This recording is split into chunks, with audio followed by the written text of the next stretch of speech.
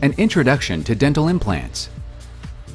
Dental implants are used to replace missing teeth that have fallen out or have been extracted. Dental implants are most commonly made from titanium or titanium alloy. They are surgically implanted into the jawbone to function like the root of your missing tooth. The implant may be left to heal for up to 2 weeks or for a few months, depending on bone quality. Once stable, the implant is uncovered and a restoration, often referred to as a crown, is placed on top. A metallic post, known as an abutment, is used to screw the restoration into the implant. Once complete, a restored implant looks and functions like a real tooth. Implants are a safe, aesthetic alternative to non-implant supported crowns, bridge work, and dentures.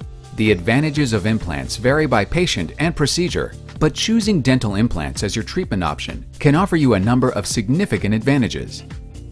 Dental implants can function and feel more like natural teeth than alternative solutions, help maintain bone and facial appearance, help preserve your healthy teeth, provide security and comfort while eating, speaking, working, and socializing, create confidence.